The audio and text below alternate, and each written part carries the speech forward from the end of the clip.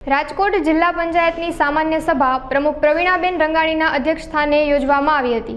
આ સભામાં નકલી શાળાનો મુદ્દો ચર્ચિત રહ્યો હતો, જેમાં ટીઆરપી ગેમ ઝોન અગ્નિકાંડને લઈ શાળામાં તકેદારીના પ્રશ્નો પૂછવામાં આવ્યા હતા, તેમજ 335 કરોડના કામો મુખ્યમંત્રી ગ્રામ સડક યોજનામાં ઉમેરવાનો ઠરાવ પસાર કરવામાં આવ્યો હતો।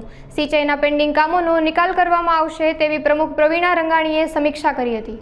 છેલ્લી સામાન્ય સભામાં ભાઈ અમે સરકારશ્રીના 137 કામો છે ને તે અમે 335 કરોડના કામો સરકાર મુખ્યમંત્રીની ગ્રામ સડક યોજનામાં અમે જિલ્લા પંચાયત રાજકોટ વતી ભલામણ કરવા આજની સામાન્ય સભામાં ઠરાવ લીધો છે।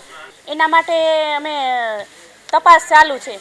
આજના સડક યોજના અને ક્રોઝવેના જે પાણી બાબતના પ્રશ્નના હોય તે બધા કામો હતા અને જે 14માં નાણાં પંચના બધા જ કામો હતા। સિંચાઈ બાબતે જે કામો છે પેન્ડિંગ પડ્યા છે તે અમે બધા જ લેવાના છીએ।